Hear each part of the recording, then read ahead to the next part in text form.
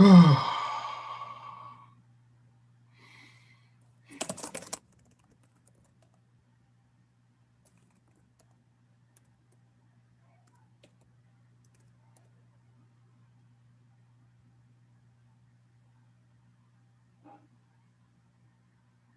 the feeds are running, I'm going to open it now for the public.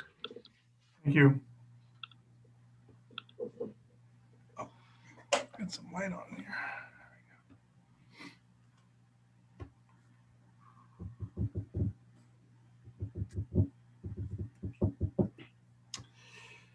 All right, I don't know. I don't see any reason to delay any longer, so let's get this party started.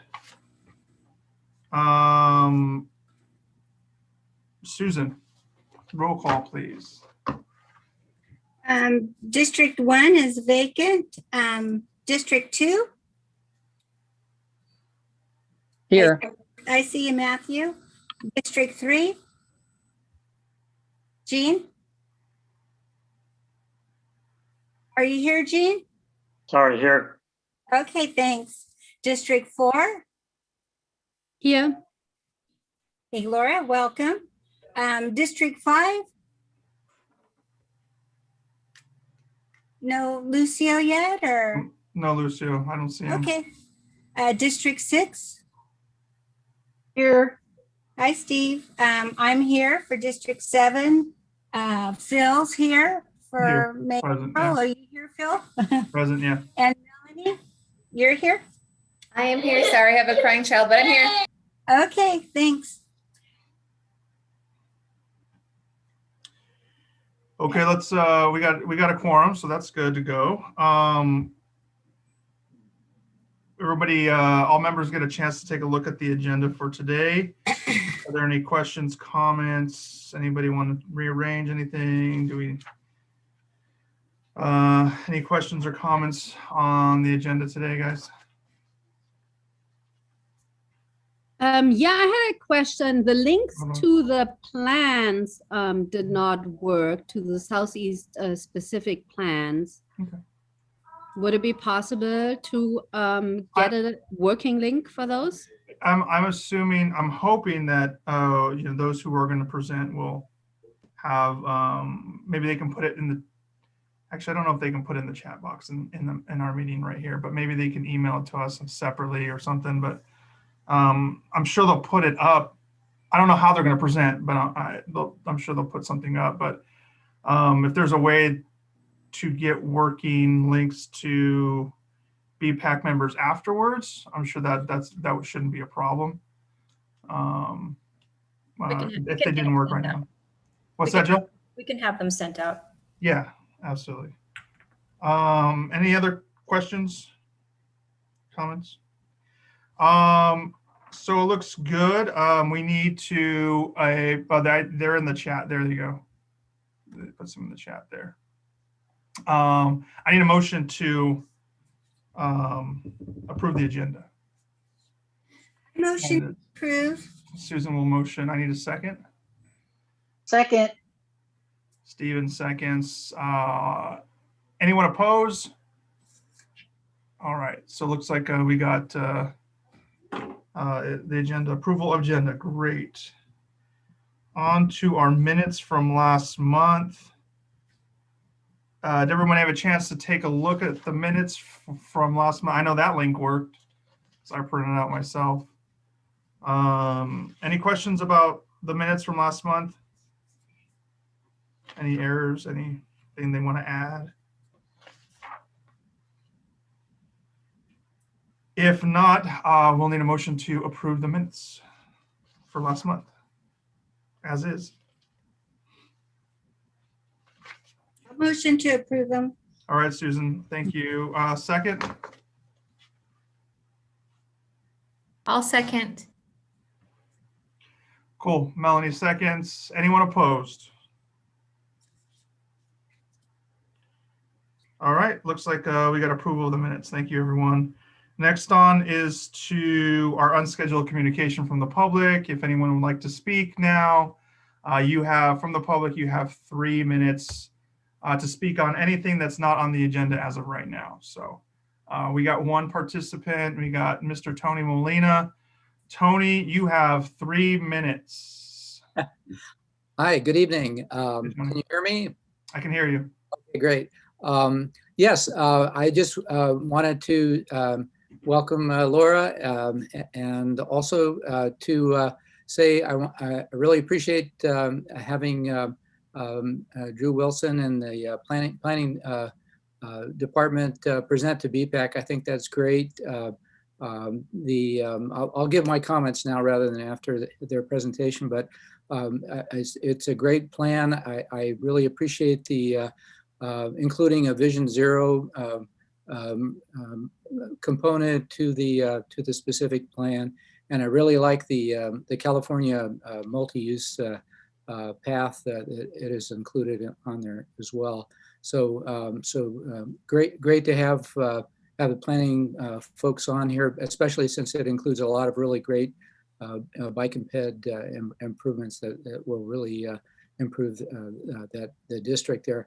And then just another point, I just wanted to put a plug in for this month's Fresno County Bicycle Coalition May is Bike Month events on Sunday, May 2nd.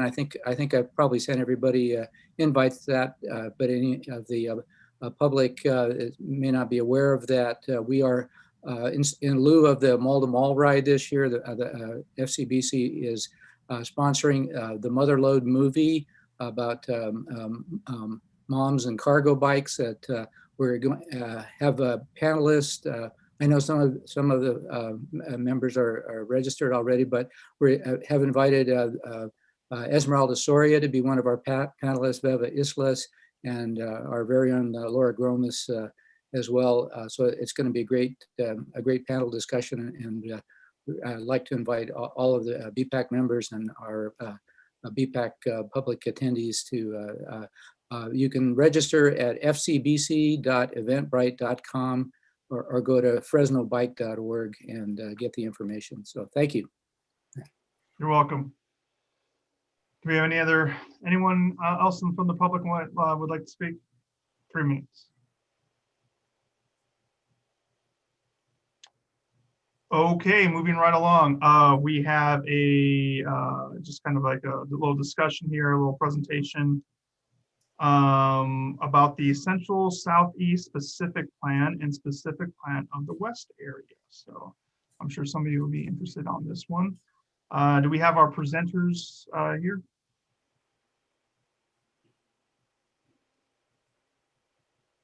I see Drew and I see Casey. Okay. So we got him here. I don't have any sound. Can you hear me? I can hear you now, Drew. Yeah. And Casey, I think we're good. You'll come in at a different time, right? Okay, sounds good. Yep. So I'll control Go the ahead. slide deck. If you'd like, I can jump right into the presentation. Does that work? That works. Yeah, absolutely. Awesome. So just a quick introduction.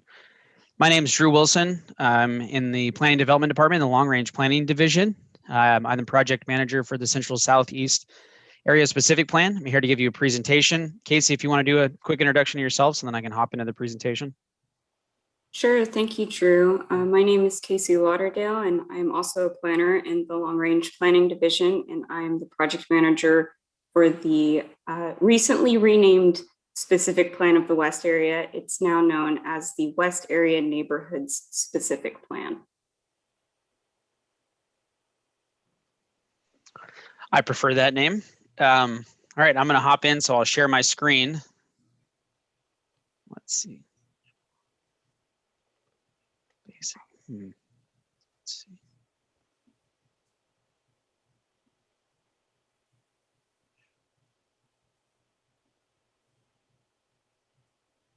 You guys able to see that? Let's see, can I go into presenter mode? Do you guys still see do you guys see the presenter mode, or do you see the screen? I think we see the presenter mode. It's the presenter mode. All right, let me stop the share, or if I can change it. Are you using 2 screens? I am. It's my understanding you have to pick the little icon with the bigger screen to show the presentation slides. Say that one more time. I think what I heard is that when you go to share screen, you have to pick the icon with a bigger screen, and that shows your presentation slides. Yeah, it's not actually allowing me to pick the screen. It's just Oh. saying pick the window. Normally you could pick a screen. Oh.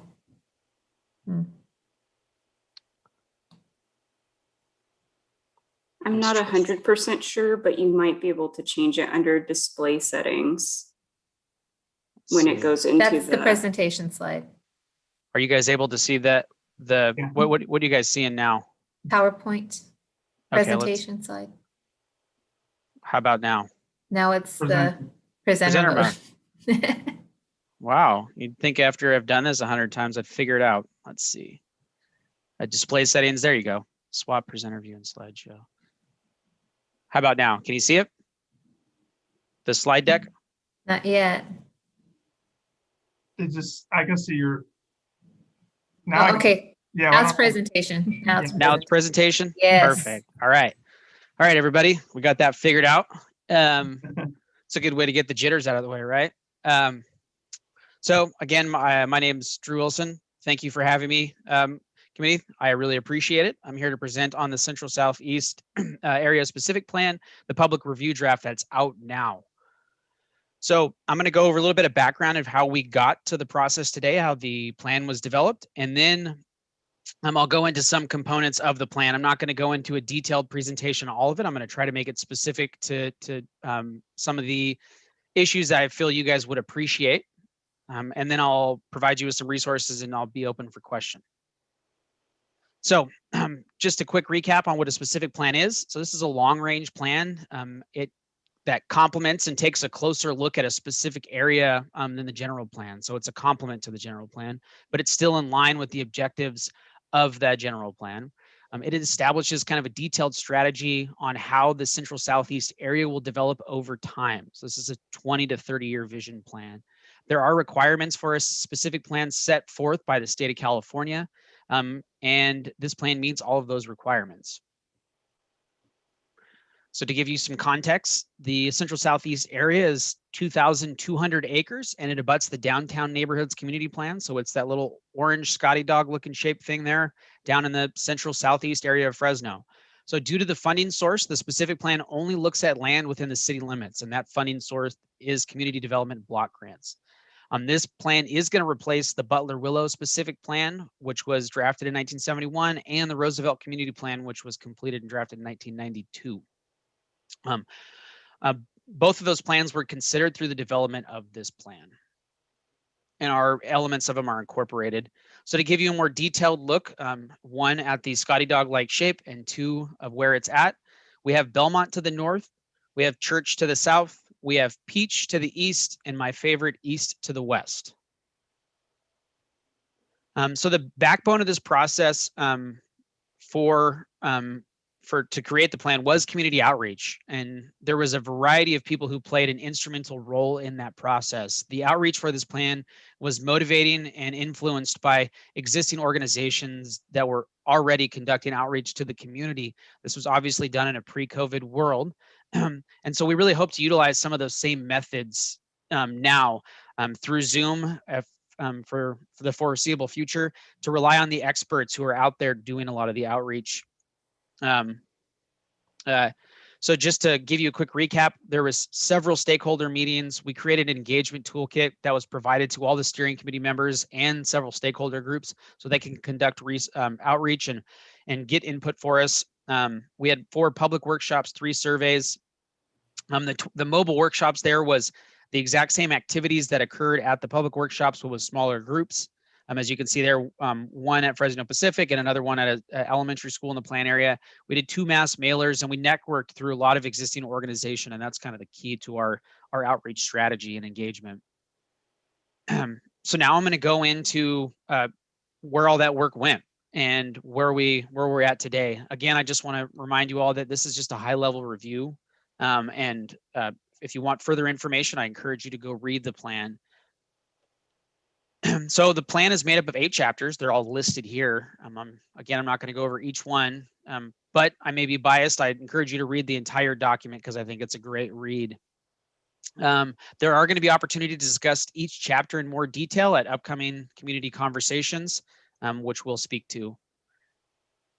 So this plan's means of implementations is goals and strategies. And I just want to make that clear for everybody. This is a little bit different than the West Area Neighborhoods specific plan and previous plans completed in Fresno, which commonly use goals and policies. So the shift to goals and strategies is based on community input. So early on, it was made pretty clear that the community wanted a community action plan, and the plan had goals which act as kind of visionary statements, and the strategies are recommended actions. So these actions, if any of you have already looked at the document, are detailed and provide a great actionable roadmap for city staff, for community organizations, private firms, community members, as well as committees such as yourself.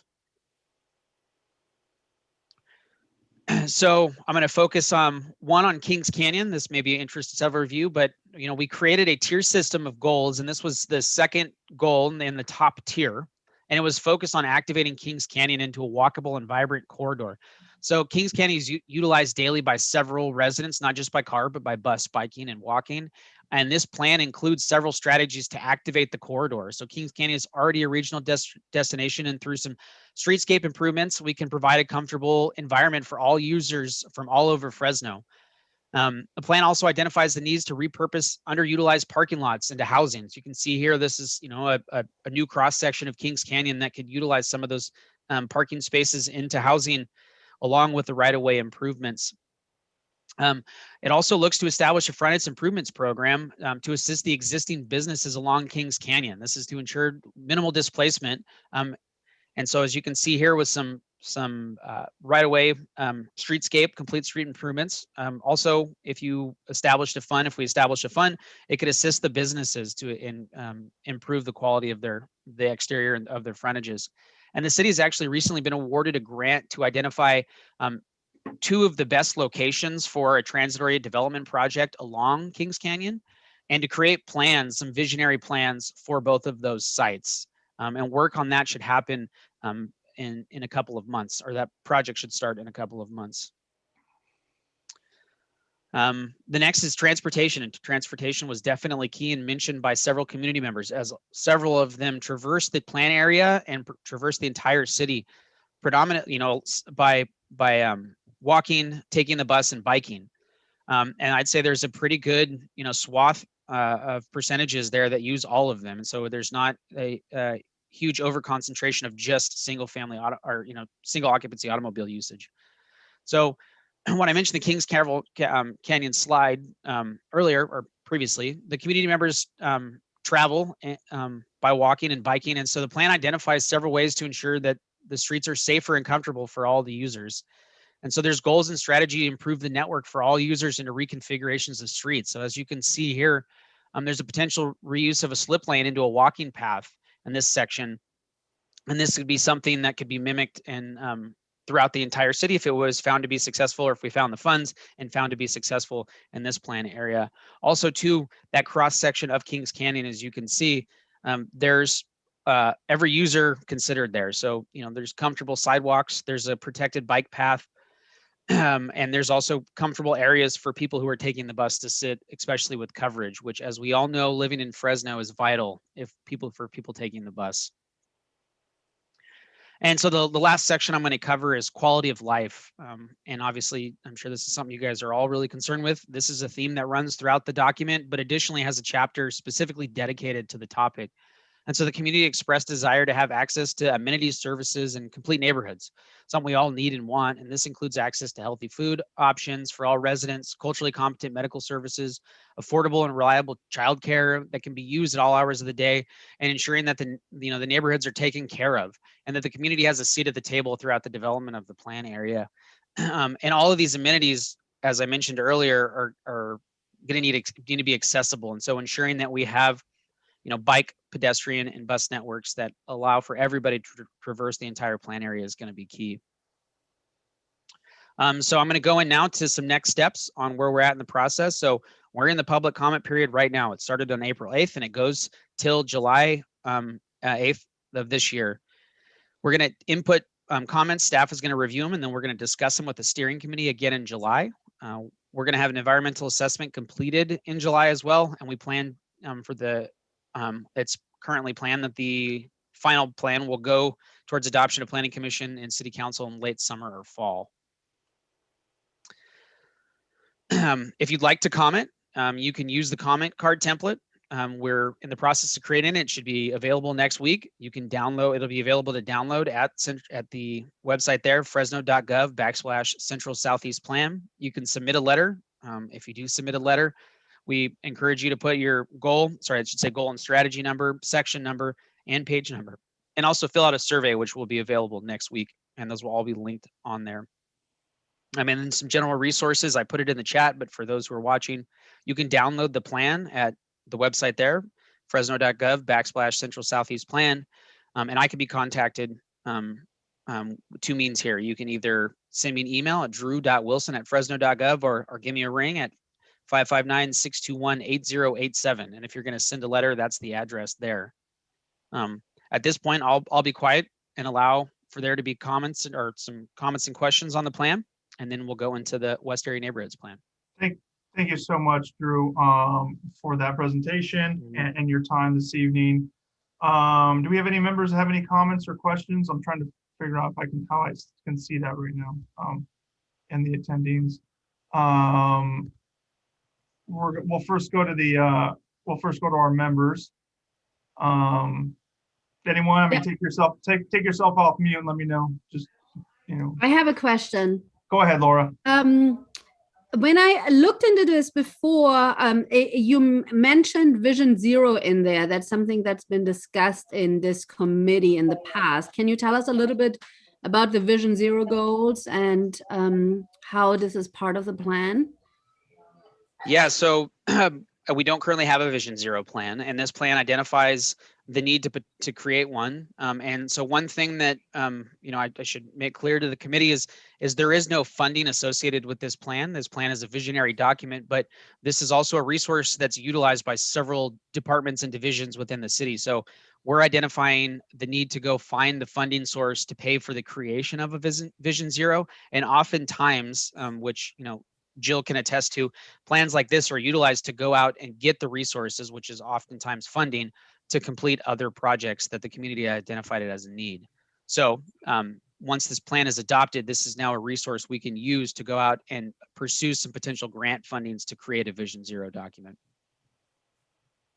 That's very important to know, because I know this committee we're I think one of our next goals is really working on helping the city push forward with the Vision Zero plans.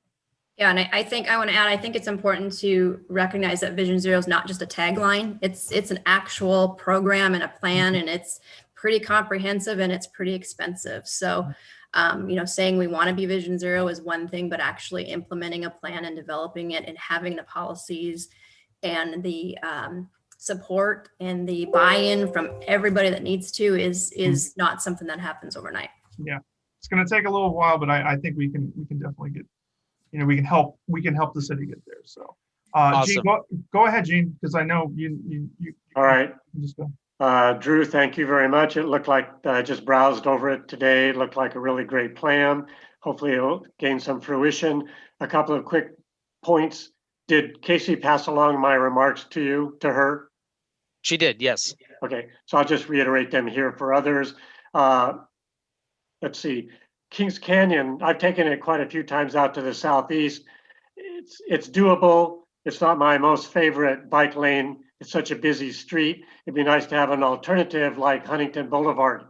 But Huntington is discontinuous. And I noticed you're planning on, putting something through the park called Trolley Park? Yeah, so I mean, Gene, if you want to go to page 100, so that's the proposed bike network, one thing we noticed in several conversations we had with the community member is the role of Hamilton. And so Hamilton is something where we like to identify as kind of being a bicycle boulevard for the community. And so Kings Canyon, we think it's such an active corridor, and it has a lot of potential, and especially if it's going to become kind of a TOD hub, we want to make sure that all users are addressed through the any potential improvements that are done along Kings Canyon, but specifically for bike networks, Hamilton was kind of identified as a key bike network addition that could really be beneficial for the neighbors, especially those on the southern end of the plan area. So in several conversations we had, it's already a network that kids are riding to school, that they're, kids are walking, and that families utilize as a kind of a walking trail anyways, naturally, because it's such a good connective street, and it goes all the way to, kind of dead ends into Fresno Pacific. So that's kind of our east to west connected road. That's a little bit more user friendly for all comfort levels. Where is Hamilton? Hamilton, if you're looking, is just south of Butler. So it's a quarter section so way south down of Butler. there. Mhm. So you're not, I mean, Huntington would be a good alternative also.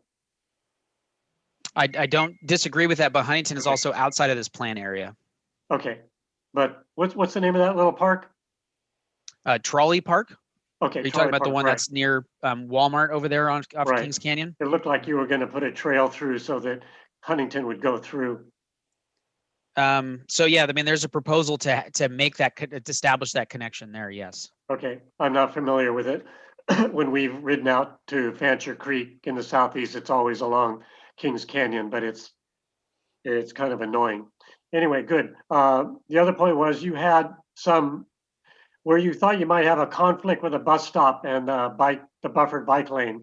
You're proposing putting the bike lane on the sidewalk side of the bus stop, and I don't think that's such a great idea if the bus stop's getting a lot of pedestrian traffic. Yeah. So I mean, the thought there, which kind of common best practices is obviously there's going to be conflict no matter what, right? So there's always going to be some conflict points.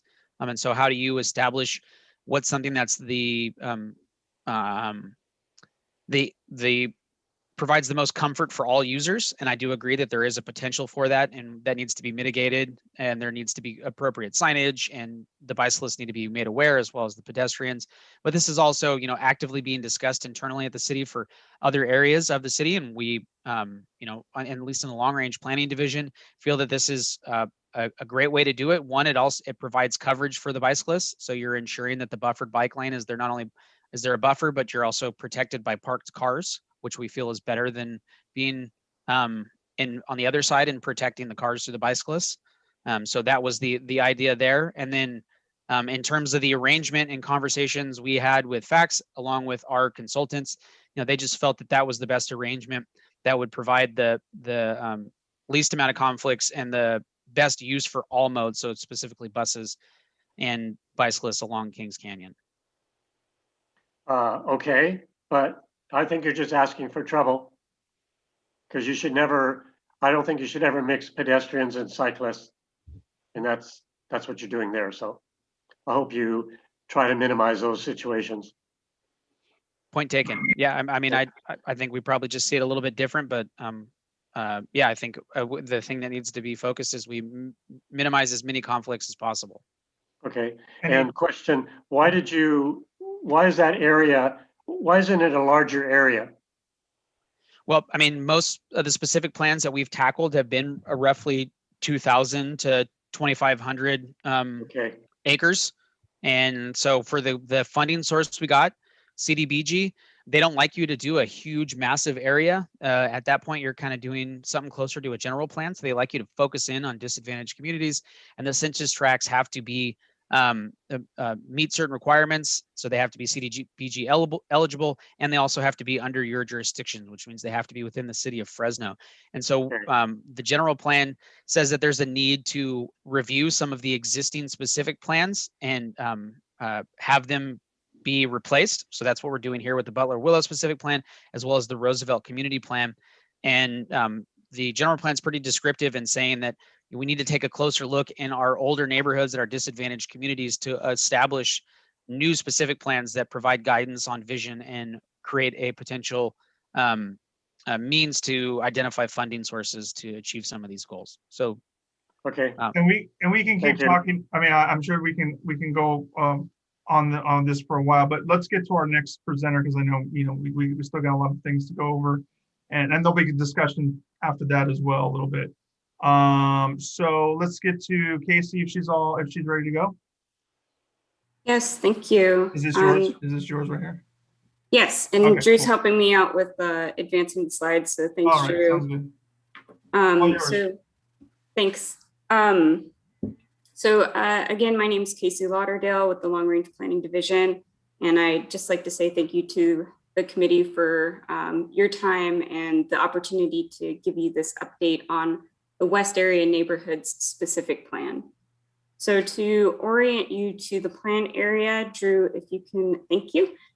So this is the plan boundary. It is west of Highway 99, north of Clinton Avenue, east of Garfield Avenue, and south of the San Joaquin River, and it has 3 council districts. You go, great. So just to give you a very short timeline, there's a lot that happened before where we are here, where the star is at. But I thought it'd be most pertinent to let you know where we are now and where we're headed. So right now we are finishing up the specific plan. I have my fingers crossed and knocking on wood to have it done by Friday. But if it's not done by then, look for it next week. And then the environmental impact report is also being worked on, and we expect that to be out for public comment later this summer. So when the specific plan is released for public comment, we will have a 90-day public comment period. And during that time, as we gather input, staff will be reviewing it and incorporating it. We expect that to take up until the month of August. The feedback that we get will be presented again to the Plans Steering Committee, and we'll ask them for a recommendation. And following that, we'll be set up to go to Planning Commission and City Council sometime in early fall. So I'm not going to go through each chapter of the specific plan, but there are 7 chapters. They include information about sort of the background of the plan, its history, demographic and geographic information. But for this meeting, I just wanted to highlight 3 chapters in the subsections that I thought would be most pertinent to you. So the first one is chapter 3. Drew, if you can advance me. Thank you. So this is the infrastructure in the public realm chapter, and the subsections in here that I think you would like to read would be the transportation section and the streetscape improvement section. So within those sections, there's a discussion about infrastructure needs by transportation mode, and also some ideas and opportunities related to safety and sense of place and how the streetscape ties into those themes. And then in chapters 3, 4, and 5, you'll also have the goals and policies at the end of each chapter, and I encourage you to take a look at those too. So the next chapter is chapter 4, which is public facilities. And within there is a discussion on parks and trails that might be of interest. And in chapter 5, this is the land use and housing chapter, and we have a section called within walking distance. And this is really related to the general plan's vision of complete neighborhoods, and also sort of arised out of the need of West Area residents to have more amenities so that they're not having to traverse across the freeway and railroad tracks to sort of meet daily needs. And in this section, we also have a series of walkshed maps, and we're using that walkshed as a little bit of a proxy for measuring complete neighborhoods. So I think you would like that and encourage you to check it out. And then if you could move me to the next slide. So submitting comments is similar to what Drew said. We're creating a comment card template. It'll be available to be downloaded, or you can fill it out online. And that will be posted to the plan's webpage, which is www.fresno.gov/West Area Plan. You can also submit us a letter. And again, if you can just tag what section or page number you're referring to, that really does help us to respond to comments, just to be sure we're looking at the same thing. And then I'm also working on a survey which will be a little bit more towards prioritization of goals and policies to kickstart us on that implementation side. So I encourage you to check that out once you've had a chance to read through some of the plan and its goals and policies. And then I believe the next slide is my last slide. So again, the plan's webpage is www.fresno.gov/West Area Plan. Keep an eye on that for when the plan gets posted. And then if you have any questions or comments, you can reach out to me. My email is casey.lauderdale@fresno.gov. And my office line is 559-621-8515. And again, there's the city's address too. Definitely have time for a little bit of discussion here, or answers or questions. Do I have any from the from members right now? I mean, you can just unmute yourself if you want. Say whoever. My question is what constitutes a complete neighborhood? So I believe that there's, do you want me to give you the formal definition? I have my glossary in front of me. Well, I suppose, I mean, if it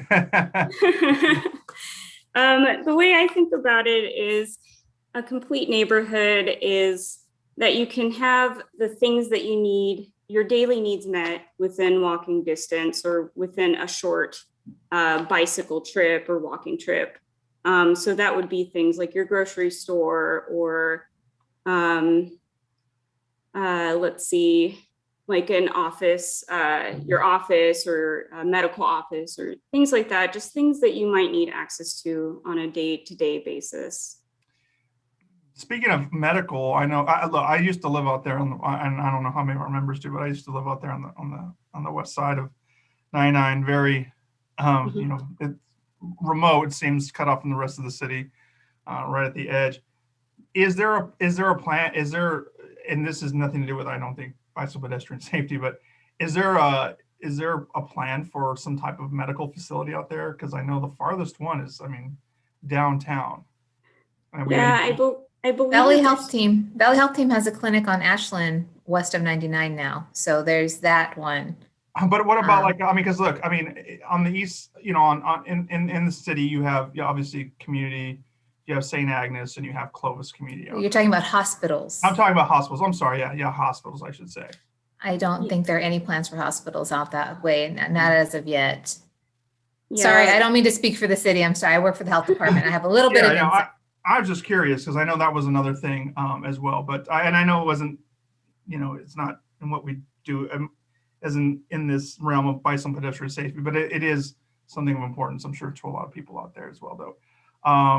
But thank you for answering the question about the complete neighborhoods, because again, you know, living out there, it was great, but it was also very frustrating not having a lot of stuff nearby. Yeah, and Melanie, thank you for jumping in on that. I know that there's, I think, 2 clinics off of Ashland, and I think the one you mentioned is one of them. But one of the things that we can do is ensure that there are land uses there that can support those types of uses. So I definitely encourage you to check out the land use map and see if you have any sort of concerns or comments around that. Mm-hmm. And the land use map is available now on the plan's website. I have a quick question, kind of indirectly. Do we have any idea when the Veterans Overpass will be done over the top of the 99? So we have better access to that side of town? Ooh, I'm going to see if Jill can answer that.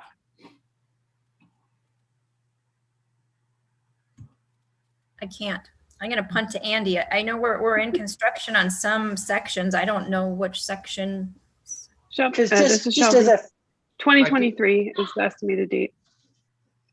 I saw an email today that we just got approved to advertise for construction on the last phase of the interchange. So in the next 30 days or so, we plan to advertise. Construction period will probably be over 2 years. It may be open to traffic before it's completely done. And we'll see what the contractor proposes. But if you've been out there lately, there's a lot of work being done right now along Shaw on that section of Veterans. It's between Barstow and Shaw. The overcrossing over the railroad tracks is almost complete. It's not open to traffic, but the bridge is built. So the last phase will be the interchange itself. And we're just getting ready to advertise for bids. So you won't really see any work start for probably 6 months or so. It takes a long time to mobilize, even after we select a contractor. And then we'll be working on it for over 2 years. You're saying may be open to traffic a little bit before it's done. A quick question, Andrew, while we have you on. So by in that final phase, does that include the bike path that's going on the north part? It does. Okay. All of the phases include the bike path. I had a question for Casey. Did the plan include? Did you? And I don't remember if you had it in one of your highlighted subsections or one of the sections. Did you talk about fax? Was there a thing in there about fax at all? Because I think right now fax only goes up to Polk. Is there any plans to reach farther now that we've gone all the way to Grantland and unless we do go farther than Polk right now? Is that a plan? There is a discussion about public transit and fax in the plan. I don't have the most recent map in front of me because they did recently update their routes. I know the 45 goes out to Central High East now, and that might be the farthest west it goes at the moment. Okay. And I know that fax is always, looking at where development's occurring and kind of adjusting its routes accordingly. Okay. Thank you very much. Anyone else have any questions for her before we head? I have a brief final question. So the audit with the walk shed, is this the first plan the city has done that is doing this, or has this been done multiple times before? To my knowledge, this is the first time we've incorporated a walk shed map that uses Esri's technology to actually look at the walk shed based off of the sidewalk. But because so much of the plan area is undeveloped, we used a combination of a geographic buffer and that walk shed, sidewalk-based walk shed. So it's a combination of that. I know in the general plan, there was also a buffer used around the park space. And I think that's in the parks, either the parks chapter or the healthy communities chapter. So something like it has definitely been done before, but I think this might be the first time we're using the Esri's technology. Thank you for your time, Casey and Drew, for the presentations. Obviously very educational into what we're trying to accomplish here at BPAC. I appreciate your time. Thank you so much. Thank you. And I'll just say I have to jump off for another meeting, but if anything comes up later, please do get in touch with us. Thank you very much. You're welcome. We'll head over to our task force reports right now. We got 3 of them, it looks like. Just kind of if we'll go into them, but before we start, I just kind of want to let everybody, I'm sure everybody has seen so far, we do have a new member, Laura Gromis in District 4. She became a new member in this month, so she's here for her full term, and there is an opportunity, Laura, for you to be added to any of these task force right now if you'd like to, so feel free to jump in on whichever ones that you want to jump in on as we go through these reports.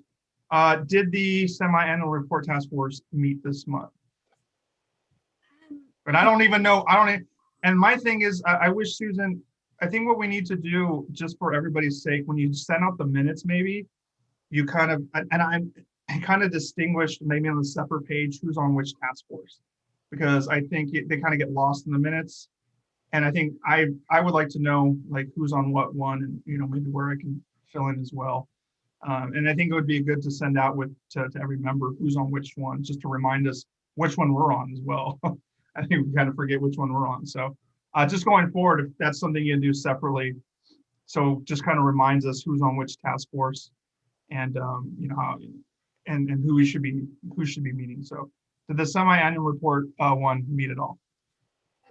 Well, that's me. And I mean, that's actually, I've kind of done a draft of the report. Oh, great. And not quite ready to go out because I will need help from Steve with some computer parts of it. So And this and the semi, we are delivering this in June or July. I don't remember which one. right, I couldn't remember that either, and I was going to ask. See, I thought that this is from January till Yeah, June. So we can deliver it June or I mean July. Probably July, right, Jill? Probably My notes say that it needs, if we want to do it by July 15th meeting, we have to have it done by June 1st. Right. Okay. So I've been says- starting on the staff report just to kind of get a step on it. And I've actually got October through April as the 6-month period. Yeah, I mean, I wouldn't be. Yeah, okay, that's fine. I mean, I think that. Well, I think our last one was kind of like that about that time. We presented in November, but it was from April to September. April to September or October right now. So okay, so this is October 2020. yes, correct. Okay. To April, right? April, yeah. So this month, and then so we'll try. Susan and Steve, I think you guys are both on it. Get the if you can get the final draft to us next month, and if we have to push it back one more month to July, if we need, or I guess August, we can. But if we can get a final draft, so we can submit it June 1st and get on their calendar in July, that would be ideal. Okay. Well, that's helpful to me. So I'll rework part of what I did, and I'll get hold of you, Steve, for what I'd like you to help me with on the computer, because Shelby did give me. I wanted to include letters of recommendations that have been signed, so that if council members wanted to actually look at them, they would be part of the report and all of that. So. Okay, yeah, we could do that. Susan, maybe you and I can touch base here in the next couple of weeks so I can see what you're thinking, so I can do my staff report. I can submit it and then modify it later. Okay, sounds good, Jill. Budget task force, who was on that one? Was I on that one? You and me. Oh, was it? I was really busy this last month. That's why we need that's why we need reminders on who are these task force. So Phil and so we'll have 2 meetings left before we need to. Yeah. The budget. We'll get it done. I just couldn't remember who was on this task force. Obviously, we didn't meet. The PSA task force, that one was for a limited time. Because I think they wanted something this month, right? For bike month next month.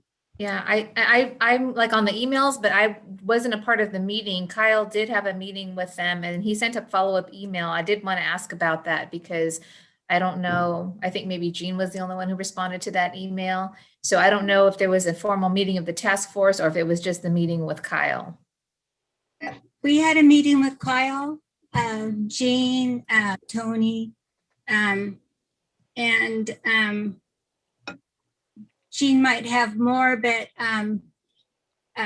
we're working on filming possibly the bike PSA the week of May 17th.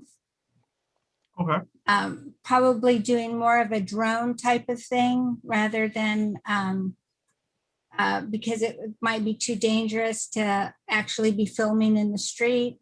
But if we're not able to do the bike PSA, he was going to be able to segue to the Hawk PSA. But Jean might have more to say.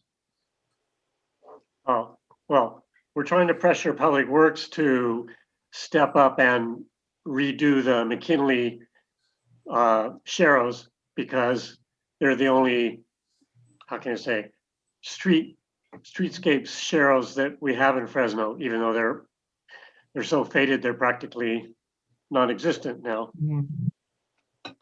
So city? So I think I explained in an email to be able to do that. We wanted to bring the plans back to you guys to have a look at them. There was complaints and comments and issues with what we put down. So we wanted to bring it back to the group. We won't have those plans done probably, into June. In time, yeah. June or July meeting. And then it's going to take some coordination and work with our streets department to actually get them done. So it's not going to fit the timeline for these Sure. PSA. I mean, well, obviously it'll be good to see those later on anyway. I mean, it'll still be good to have them, even though they won't be ready for the commercial. Well, we wanted to ask that the CMAT, how can I say, send the invoices and have the city pay for it before it's actually accomplished.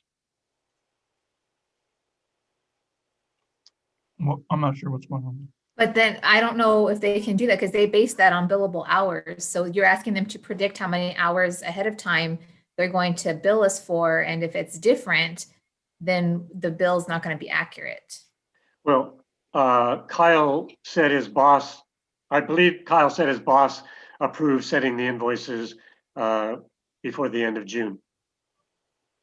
That was the last I heard.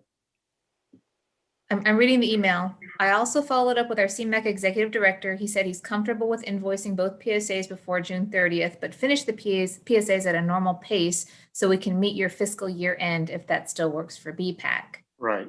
So I hear that. I'm also listening to what Jill's saying, and I just think that's going to be cutting it really close. So you basically, Gene, what I'm hearing you say is you want them to wait to film it until the city redoes the sharrows. Right. And asking CMEC to bill us in advance, which would be before June 30th. But right. Jill's saying that we're barely going to see the plans in June and maybe get it done by July. Is that what I'm understanding, Jill? I don't even know if it'll be done by July. It depends on the schedule that our streets crew has for projects already scheduled. It's going to be based on weather. I suggest you don't wait for us to get that done for these commercials. Right. I think what Kyle wanted to do in switching the bike PSA to a more drone format was using Blackstone and Gettysburg, those right turn sharrows. And trying I think that works. That instead of the McKinley.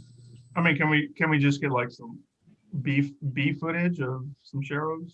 if we really want to put like the ones, you know what I mean? Some B-roll. I'd rather use actual Fresno footage, but I do like the thought of them. I'm reading it too. It says we got aerial clearance to fly May 17th. If that works for finding 2 cyclists and 2 drivers to be on camera, we'll be able to move forward on that date. So it sounds like they can do this on May 17th and still bill us before the end of the fiscal year. Mm-hmm. So I support doing that, moving forward with May 17th rather than trying to wait for the McKinley sharrows to be done. I feel like we can do that. We can do another PSA, next year if we want to, Gene, with those that are redone. Right. But I think we just need to get this done to spend this money, or it's gonna be gone. Right. Yeah, I can agree. But how about no? So yeah, there's no problem with putting it over till next year, I guess. Yeah, I mean, we can even, if CMAC wants to, they can, as soon as they're redone, they can go shoot some footage of it.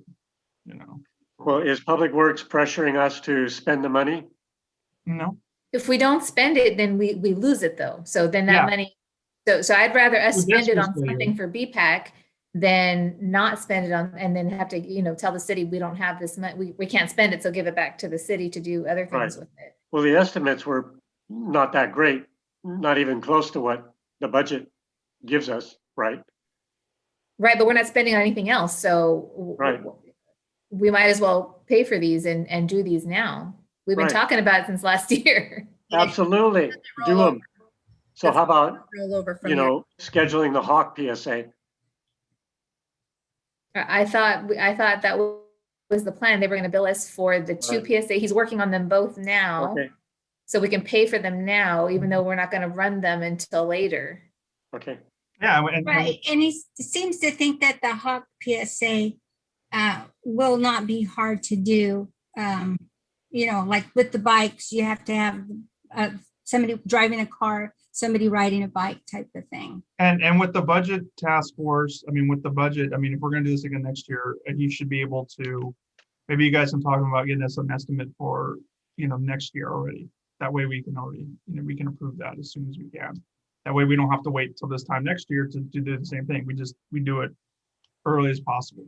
Well, and there was talk about next year even doing one for a cycle track too, Yeah. because that'll be a whole new So thing I would for say, some folks. yeah, I would say that, they can present us with more. Yeah, we could go against the early. grain and actually be proactive. Yeah, exactly. All right, anything else on that task force? We did talk about that a little bit at the meeting, with, next year, if McKinley was available, there are different types of Shero. So that could be that type of Shero. And then by then we'll probably have the cycle tracks available. So you could be doing 30-second PSAs for the next few years. So as long as, and again, if he wants to continue, if they want to continue to do this, let them know, hey, we're having our budget. We have our budgets coming up for this next fiscal year. Just let us know how many projects and how much, and then we can approve it. I mean, and so we are going to need a couple of bicyclists to do the riding on May 17th. So I'm sure you can find a couple. That's Gene raising his hand, and there you Celeste go, also Gene. volunteered. There you go. I'm sure tons of us would want to be out there. All right. Matt, Anything else from the task force? Okay, so we're going to move on to members' reports and comments, and this is the fun part. Oh, Phil, Go I ahead. wanted to join the budget task force. Okay, sounds great. We would love to have you. Keep us Great. in line, Laura. Okay. So this is the fun part. This is something that Melanie and I kind of brought to Melanie a couple months, or maybe about a month or so ago. And so we've been kind of talking about it. And what we would like to do, what we do, the work that we do here at BPAC is very important, not only, for the city, but for, the people of Fresno. And I think it's really good to recognize those who do great work in the field of bicycle and pedestrian safety. And one of the things, and one of the reasons that I did bring this up was because we do have a former member, Joe Martinez, I think everybody knows Joe, who lost his son to a tragic pedestrian accident. And I remember him last year, and he always, I always see him on various social media sites, recognizing his son during his birthday. And most recently on the anniversary of his death in February, and it kind of got my attention that I'd like to do something to honor not only his son, but those who do good work in pedestrian and bicycle safety. So we had a little discussion with some other people in the city of Fresno, and we would like to create, going forward, some bicycle and pedestrian, some BPAC awards given to bicycle and pedestrian advocates, activists, those who do great work in the realm of bicycle and pedestrian safety. And we would do two separate ones. We would have a bicycle and pedestrian safety award, and we would have a bicycle safety award and a pedestrian safety award. And I thought to give it a little bit more clout, so it would be more, I guess, it'd have a little bit more to it, that we would name it after a few people. And I reached out to a few people that I thought these awards really encompass. For the bicycle safety award, I reached out to one of the founding members of BPAC, and a gentleman who still rides to this day, and very, very hard. He's very active, Nick Palladino. And so I asked him if we could name our BPAC award for bicycle safety after him. So it would be the Nick Palladino Bicycle Safety Award. And he agreed. that we could use his name going forward. And then I reached out to Joe Martinez, our former member, and I asked him if we could name the Pedestrian Safety Award after his son who passed away. So it would be the Paul A. Martinez Pedestrian Safety Award. And he, of course, he gave us his blessing. He said it was fine. We had some talks on how to give out these awards, but I think in the end, we thought about the best way to go immediately forward, because we'd like to give these out every May during Bike Month to different people in the community, is to give them out initially to those that we name them after.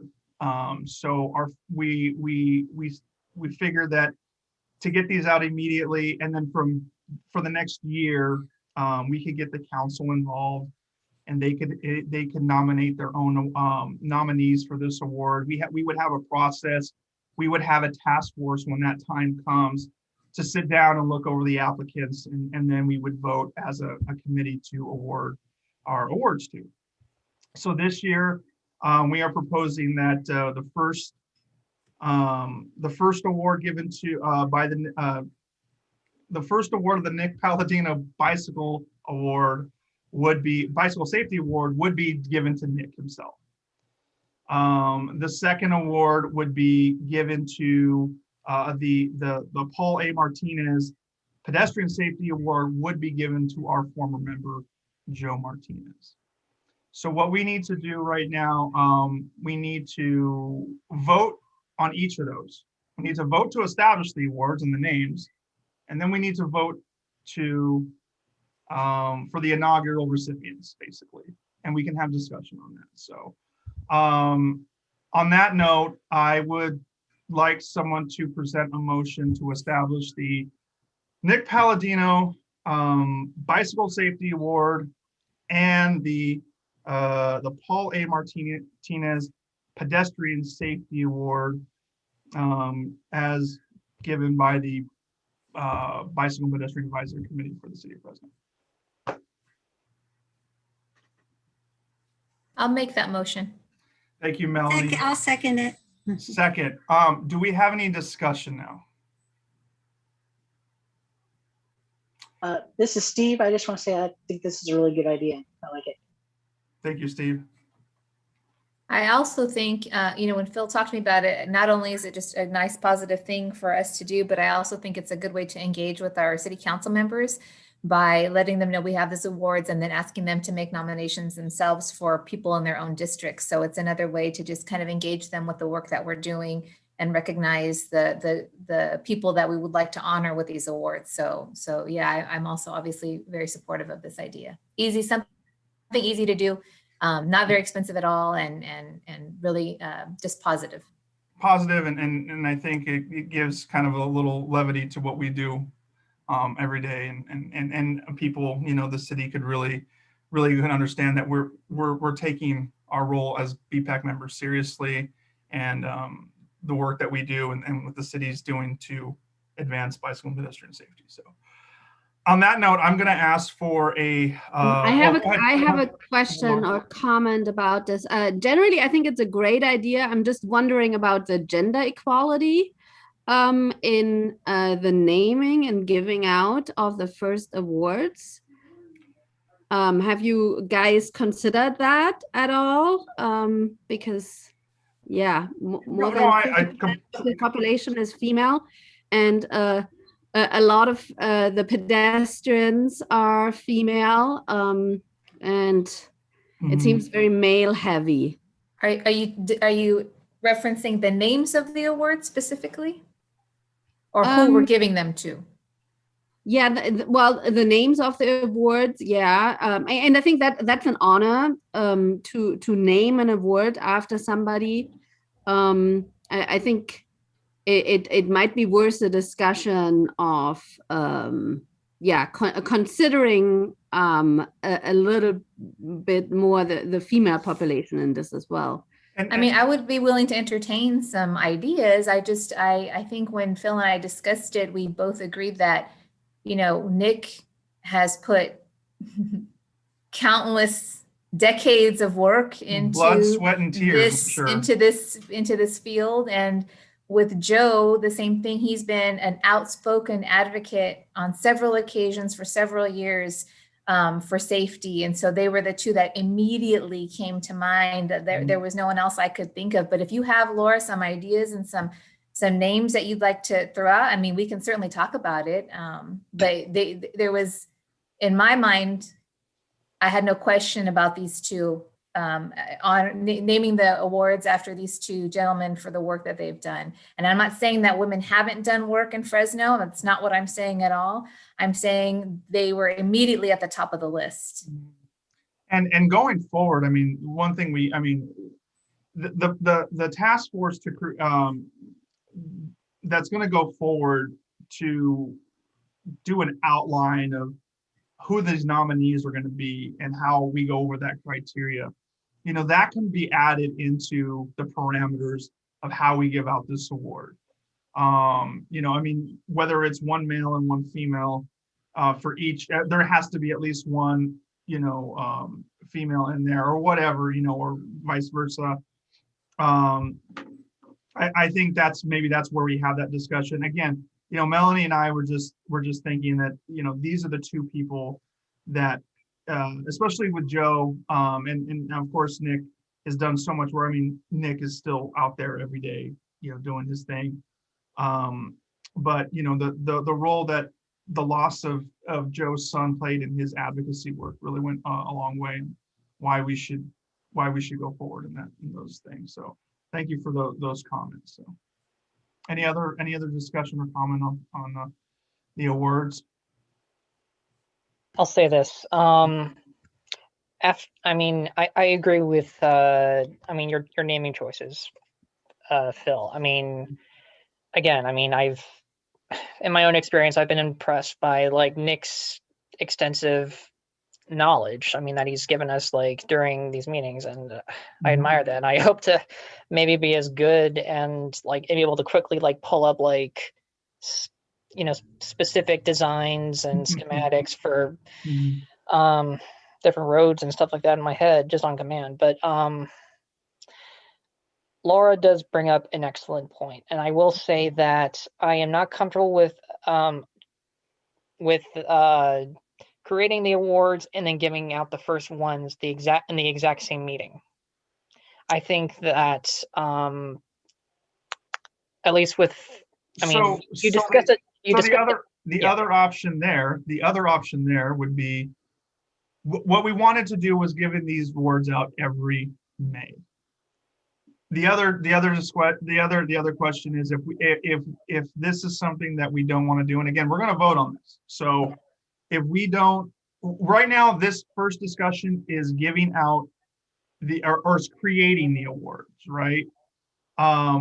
When they're given out, that is something that we can talk about later or whatnot.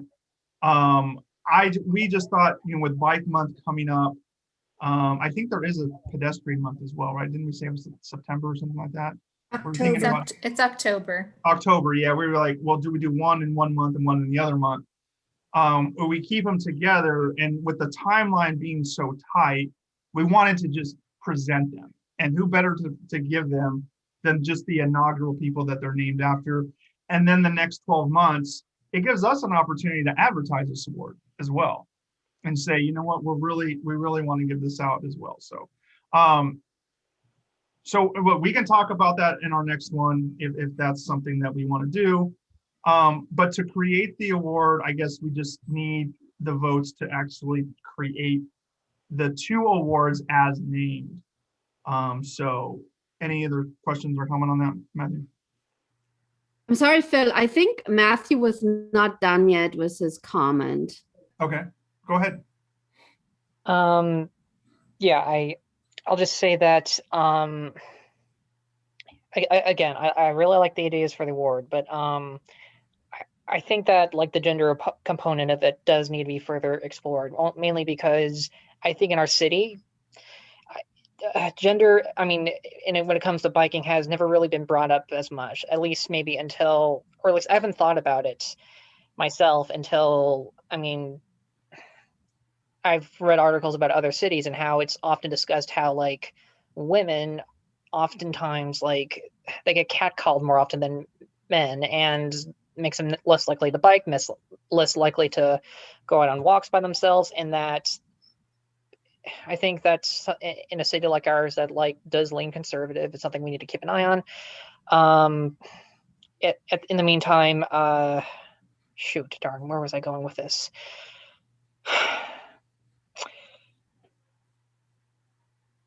I think that's all I have to say.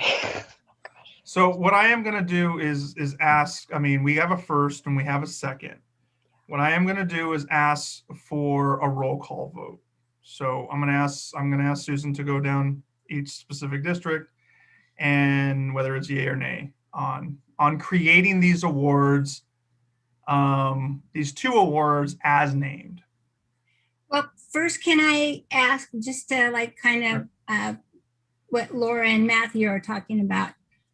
I mean, these 2 awards can first go out to say Nick and Joe on behalf of his son, but maybe in the future it's a non-gender specific person being awarded. It's the Bicycle Safety Award, established in 2021, and then you do have the first year it was awarded to Nick, who very deserving of it. But, and then going forward in the future, we really look at specifically trying to, get a little more gender neutral, that, we're specifically looking for, at male and female candidates. So what you're saying is create the award, but without the name. Right. That's what I think. But, and you can word it so that it was established in 2021. The first award winners were, Nick Palladino, Well, look, umpteen hours. The reason I wanted to add a name to it is because it's like, I mean, it's like an award that you give, whether, I'm going to just pick in sports, right? Every championship trophy is named after a person. Yes, it's probably a male, but it carries a little bit weight, right? I mean, it's known for the person that has done very good work in that field. And so that's why I was like, we should, these awards, I'd like them to be named. I don't want them to just give out a plaque that says Bicycle Safety Award 2021, like pedestrian, no, the Nick, because Nick has done, I wanted to make sure we honored Nick as well. And, in a way in memoriam to recognize Joe's son. However, again, that if that's the way you guys want to do it, that's fine. We would just need another motion to create 2 awards without the names, because we've already created a motion to create those 2 awards with the names, and we had a second already. So if that's gonna, and I think we actually have to vote on that one because we've already have a second. Right, and I do agree with the 2 people that have been named. I really can't think of anyone other than Nick, except probably another male person. There really hasn't been that many women involved in the bicycle, safety side of this, or the walking, So look, we have to vote on the first one. So let's vote on the first one to name these 2, to create and name these 2 awards. And Susan, we'll need a roll call vote all the way down. Okay, District 1 is vacant. District 2.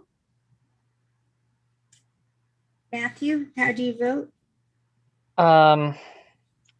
Okay, just to clarify, since I've been typing down what I could of this, this vote is just on whether or not just to create the awards. To create the awards that are and named with the names as given.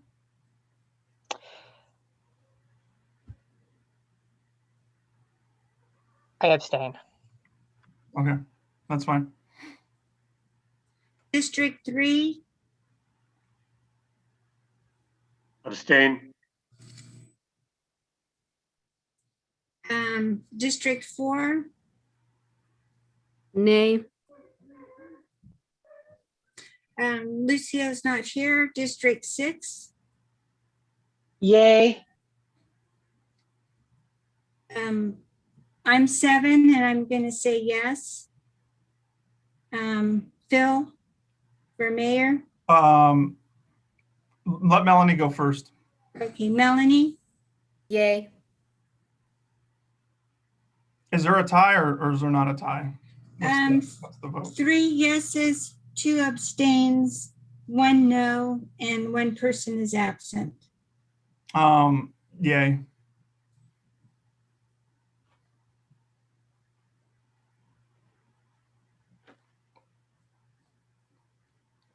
Okay, so the motion passes to name these 2 awards, to create and name these 2 awards after What was the vote count, Phil? What's that? What was the vote count? The vote count, what was the vote count? It was 4 yeses, 4 yeses. 1 no, and 2 abstains. And 1 So absent. you don't have a majority, am I right? No, we do have a majority. I mean, that we have, no, we have, I'm not good at math. 4 yeses, 2 abstains, 1 no, and we have a person absent and a district vacant. I guess an abstention is a vote, right? Right. So yeah, then You need 5, don't you? yeah, I believe, I think it's right. Yeah, I think we do need 5. Okay. I believe, I don't know if we have a parliamentarian, how the abstentions work, but I'm assuming that we would need a majority, and the majority, but it's the majority of who's here, not the majority of districts of seats that are, it's the majority of who's here. Okay, well, I don't want to get in big argument, but I don't think that's true. So how Majority many? means majority of But it's 9. the majority. It's the majority of those members that are present. Which is how many of us are present?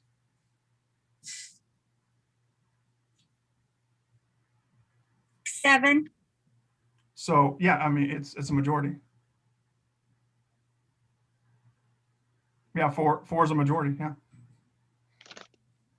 If Lucio was here, or if we had another, vacancy. So, look, four is the majority. If we want to tackle this later, if we have to go to like the city attorney to clarify this, or parliamentarian, we can. But I'm gonna, as of right now, from those that are present, the majority does have the votes. Can I make a comment? Yeah.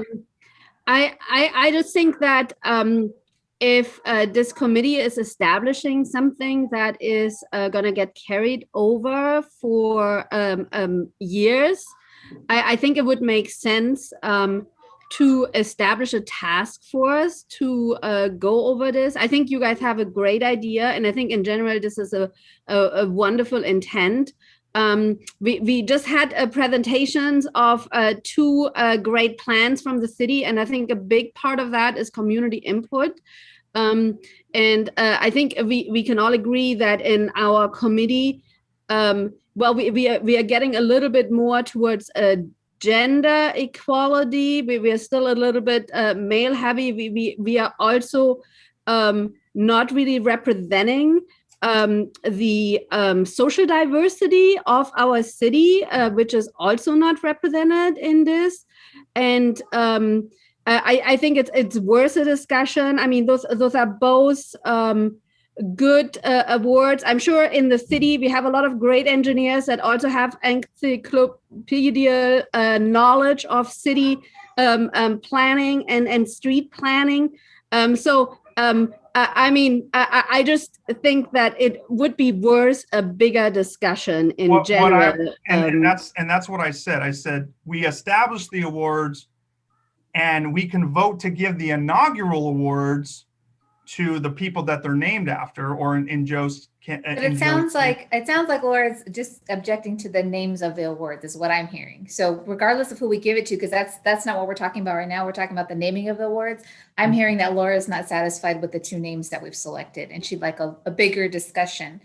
So I don't know if we need to put it on the agenda for next time. Is that what you're It's not so saying? much about the satisfaction. It's more about the need to have more community input and to make sure that this is a well-rounded process if those awards are to be given out. But that is, on a but that yearly is given basis. when we establish the award, that's what we're going to be doing. So it's not about it, like we're just establishing award. It's how it's given out and who it's given out to. That's a completely different process. So when we create the task force, that task force can put together the parameters on how we give it out going forward. But once again, it sounds like, again, Laura is contesting the names of the awards. So even though, you know, in our minds, we might have majority in this meeting, it sounds like one of our members would like to have further discussion on the naming of the awards. Is that the case, Laura? Well, it seemed like there were some other members of this committee that shared my opinion as well. On Yeah, but this. we voted on it. The question is just, you know, that we need to have a little bit more community input on this and a little bit more discussion. Oh, I just want to say, Laura, they're the BPAC awards, so there are committee awards. So it's revolves around our members. Do you want to go back and discuss it with your city council member and their staff? That's fine. But in terms of a community response, I kind of feel like that's unnecessary at this point. I think community response and input comes to the nominations. So when we open it up for nominations, community can certainly nominate people, discuss with us why they think these people should receive these awards. And that involves the community at that point. I think just establishing the awards and the names, I don't think that really takes a whole community to come up with the names. I think we just need to establish the awards first, and then we can talk about who they go to. Hi, baby. We can talk about who they go to after that. But the naming of the awards, and I hear what you're saying. Are there some female engineers, you know, that have super great knowledge of cycling and planning? Absolutely. But none of them have put in the work that Nick Palladino has put into doing this stuff. And he does it unpaid. He does it voluntarily. He's done it voluntarily. He didn't get paid to do that stuff. He did it voluntarily. And Joe Martinez has been an advocate. Have other people lost their family members? Absolutely, absolutely. But Joe is an outspoken advocate who goes above and beyond what he needs to do to make sure that the loss of his son wasn't just some random fluke, and he wants to make a change and make a difference. And I've seen him out there more than anyone else that I know in Fresno. So I just, again, if you have a name, Laura, I'd love to hear it. I would, if there's a female name that you would like to present that we can name these awards after, I would love to hear and discuss it, but I'm not hearing that from you right now. I'm hearing we want to bring the community in to talk about it. If we do that, then we can push these back to next year, because that's going to take a lot of time and effort. Yeah, and this was really established to, you know, for the present and right now. And look, we voted on it. Of those that hear, the majority have voted for it.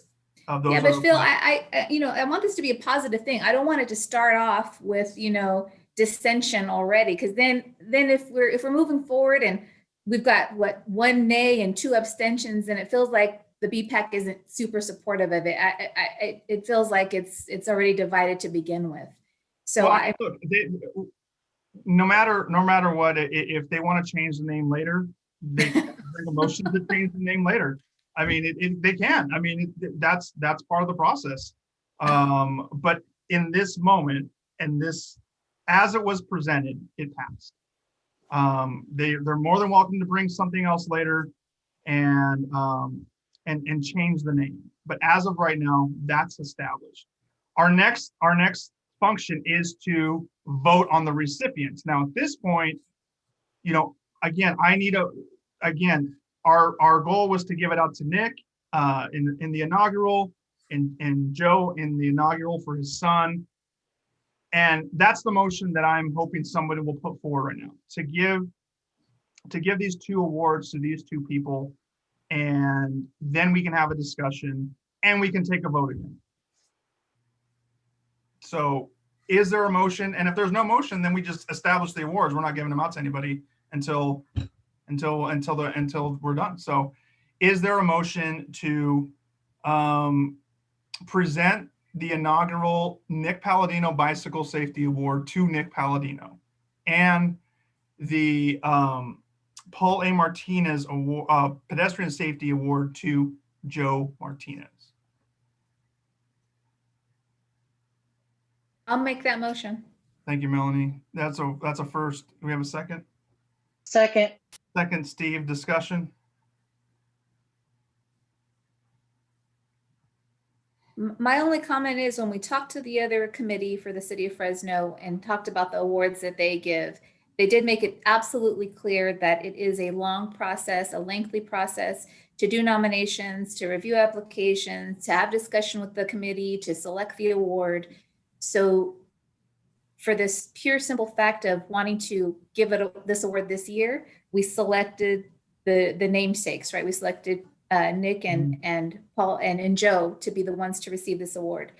Yeah, because I hear the arguments that we've had, that we've been having about, gender equality and who's receiving these awards, and I think that's a valid concern. But if we don't select these two names now, then we would need to go ahead and not give the award this year. We would need to determine a nomination process. We'd have to have an application process. We'd have to put it out to, the city of Fresno, to people to make nominations, for us to review applications and do all that. So then the initial awards would not go out until next May. And I'm not saying that as a threatening thing. I'm just saying that that's a logistical thing. So if we'd like to proceed with giving out these awards this year, then we kind of want to select these two names. If not, then we need to put out a process and then say that the inaugural awards wouldn't be till 2022.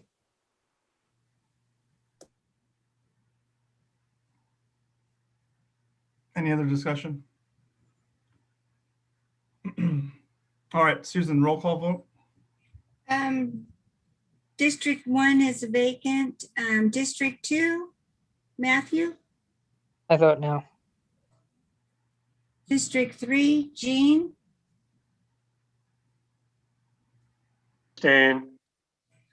You said abstain? Yes, ma'am. Thank you. District 4, Laura. No. Lucio is absent. District 6, Steve. Yay. Myself for District 7, yes. And I need the 2 mayorals. Melanie? I vote yes. Bill? Yes. There's 4 yeses, 2 noes, and 1 abstain. So majority of those present again wins. So we will be giving out those awards next month during Bike Month.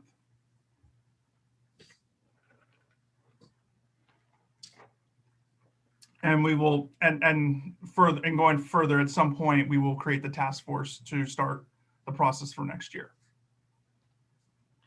We'll go to the next member report, which was Susan. I just had wanted to share, when we did our meeting with the subcommittee with, Tyler Maxwell and Arias and Esmeralda Soria, Councilman Maxwell had asked for the last 10 years worth of statistics regarding bicycle ped collisions. So Jill attached them here for us tonight. And, it's just interesting these last 10 years, you can see just, at a glance that the pedestrian collisions, and fatalities have just, gone up every year. So this is just a kind of an FYI for everyone to see. I personally think Fresno is gotten to be a pretty dangerous streets walk. Did you already present these to the council member?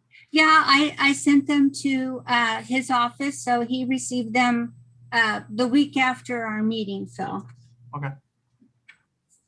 Sounds good. I have a quick indirect question that's related to this. Jill, when will the switch over to all the new lights for the city lights be done? Are you talking streetlights? Yeah, the streetlights, they're being upgraded to halogen, aren't they? Or We did the LED project. I think all the lights that were included in that project are complete. okay, good. It included most of the city. There were a few areas that were left out. Yeah, my dad was a firefighter in the city for over 27 years. And he said one of the main problems was how dark the city of Fresno is compared to other cities. That's why pedestrians have a lot of time. So I'm glad to hear that we've upgraded these lights. That's going to help some. I got one outside my bedroom window. It's really bright. Could I just add something? I don't think you're going to get time for Officer Belli's report, but I worked with his figures that Susan's referring to. Could I share my screen for a moment? Yeah, he's next, Gene. If you want to. Okay. Yeah, he's next. If we don't have it, if we don't have any other member reports, we can go on to Officer Belli. And I just go wanted ahead. to thank Officer Belli because he really got that information to me in a really quick manner. I appreciate it. Thank you.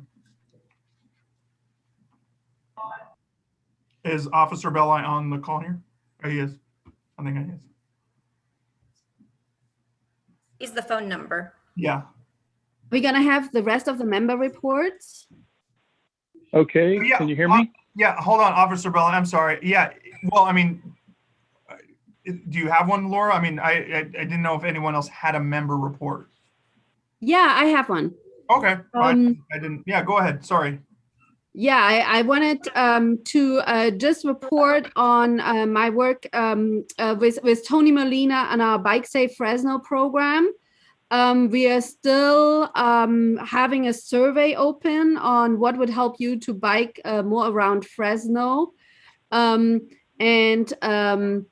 we would encourage anybody to participate and share that survey to just get a little bit more data on what's in the way for people to safely bike and walk. Survey results always help with that. We're also working on a virtual bicycle education webinar for May 19th at 6 p.m. And it's an hour-long webinar on how to use biking as a transportation option. And included in that will be some information about a new electric bike sharing program that is hopefully getting started this fall. Then our organization has a volunteer that is working on a bike to school video. So it's a PSA that should be coming out at the end of the week. Yeah, stay tuned for that. And hopefully you can all share that.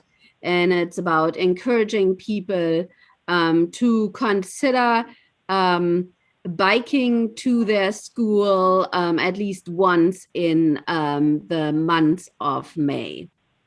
That's my report. And I'll put the links in the chat too. Thank you, Laura.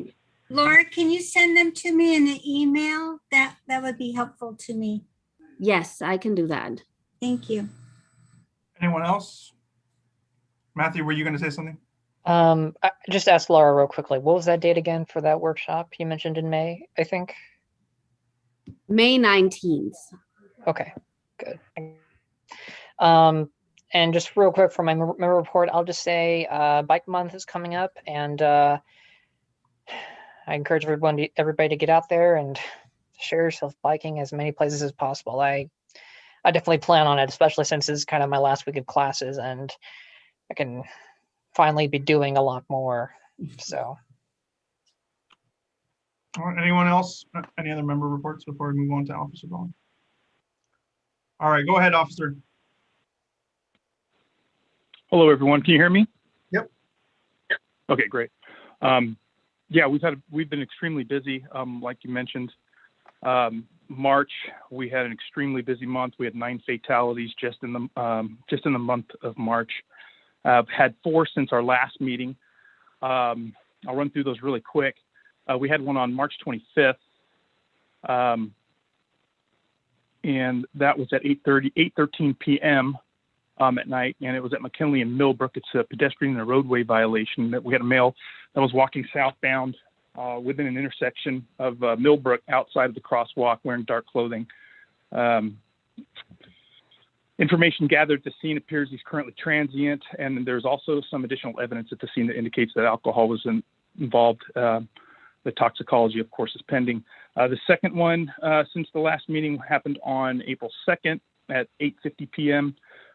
This one was at First and Shields, female crossing the street outside the crosswalk, westbound in front of a vehicle that was southbound and on First. This one also shows some evidence at the scene that narcotics may be involved on part of the pedestrian, and the toxicology is pending.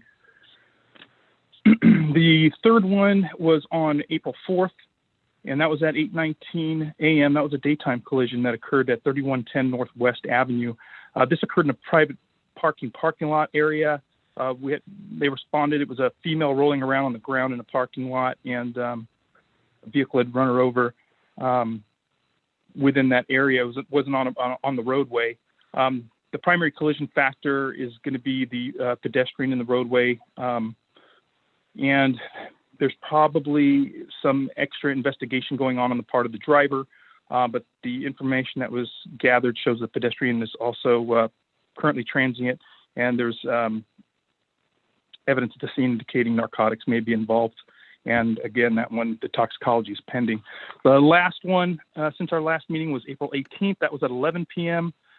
Pedestrian was crossing outside the crosswalk in dark clothing across Cedar Avenue westbound north of Alamos. Primary collision factor and cause is going to be pedestrian in the roadway. Information gathered also is that the pedestrian was appeared to be transient, and evidence also indicates narcotics also involved in this one on the part of the pedestrian, and that toxicology, of course, is also pending. Last 6 months, we've had a total of 72 pedestrian collisions and 33 bicycle collisions. Thank you. Any questions for Officer Belli? So yeah, I just wanted to share this. The statistics for the last 10 years, I put it in a little bit different form so we can gather a little more information. Can I share my screen? I think so. I'm not sure. Yeah, I think so.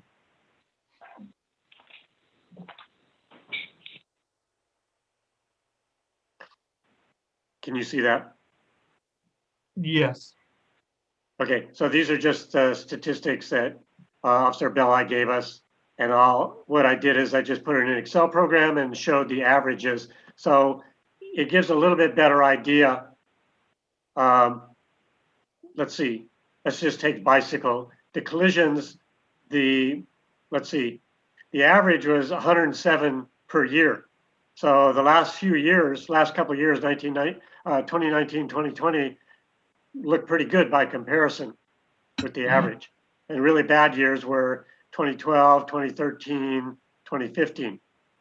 For bicycle fatalities, the average is 3.3 per year. So you can see last year was really bad. So I don't know what we can draw from that, but we should use this as a way of getting an idea how serious our problem here is in Fresno. Also, can you send this over to the council member Maxwell too? Or did you already share with him? He might want to. He has the figures that Officer Belli gave that Susan passed on. But no, he might want to see this as well, though. I'm just saying if you want to see it. Yep, absolutely. So my question is, should we add and ask the police to add the type of collision, whether it's, if they can, whether it's right hook, left cross, getting doored, side swipe, whatever. Should we add the reason for the collision? Like, I think he's using the term primary collision factor, like DUI. Should we add a hit and run? Why? So that we can do a better job of recommending street improvements, enforcement actions, etc. And John asked me if I thought we should do this, and so I'm saying yes, if possible. That's all. Any other questions or comments for Officer Belli? I just was wondering if you had more information on a collision that occurred on Cedar Avenue. I was typing stuff down, your numbers and everything. I didn't hear if you mentioned this. It was a homeless woman who got struck, and she was in the middle of Cedar Avenue or something like that. Okay. Can you hear me? I'm gonna go. I'll go back to that. Yes. So the Cedar Avenue collision. Is that the Cedar and Alamos one? Let me see. Let's see. That one would have been. Yeah, that one was on April 18th at 11 p.m. Crossing outside the crosswalk, dark clothing, cross Cedar. She was westbound north of Alamo, so she was in between the intersections. Okay. And the vehicle was northbound when it struck her. I don't have any more details on that, on these collisions. There's so much that they'll release to me because these are still, maybe a month old. So if you can always email me if you want any specifics, and I'll have to run it through the detective to see what we can release. Okay.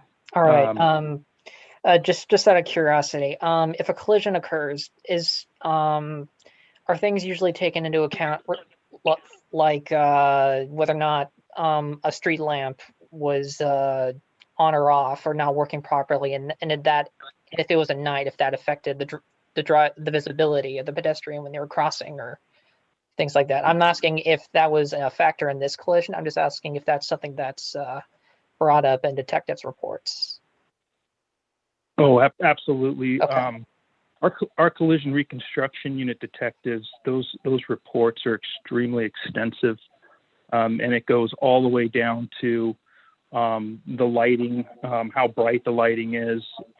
There's measurements. There's they have a lot of special equipment to measure things regarding skid marks and speeds and distances, and a lot of photographs. So the scene is when it's involving a fatality, it's very detailed. Okay. Thanks for the heads up. Yeah, you're welcome.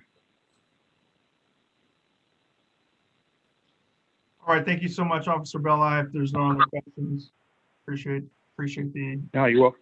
Yeah, you're welcome. And we'll see you next month. Sounds good. All right, staff, you Take care. You got about 15 minutes. Who wants to go? Who wants to start? Get Jason Miller to go. Whoever. Go, Jason.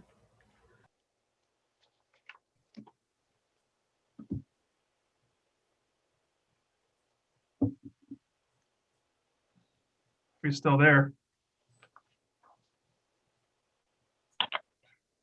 Yep, Sorry, I was muted. Good evening, everyone. My name is Jason Miller. I'm with the City of Fresno Special Projects Division. I'm managing the Midtown Trail. I'm here to report or to give you an update. Currently, we have exciting news that the segment 2 and segment 5 of the trail. I'm sorry, is everybody on this call familiar with the Midtown Trail? Yes. Okay. Segment 2, running from along Shields between Fresno and First Street, is on track to be awarded for construction in June. We have funding authorization for that segment, and we are moving forward. Segment 5 as well, which is along Clovis Avenue between McKinley and Shields, that's along the airport frontage, is currently advertising for bids and will close on the 4th of May. We're looking forward to this segment being awarded in June for construction. Segments 2 and 5 will be in construction summer 2021.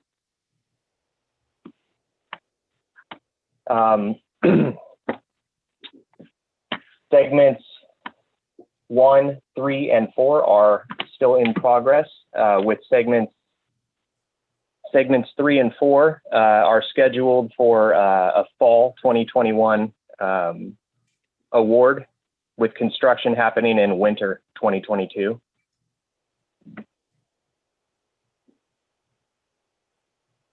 Segment 1 is currently going through a geometric approval process to eliminate a through lane to extend it to provide space for the trail. Construction is anticipated for spring 2022.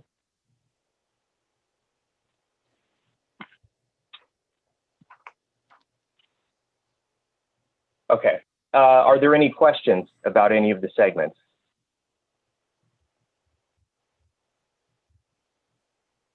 I think we're good. Just happy to hear that we're going forward. Yes, I think everybody on the team is very happy to hear that.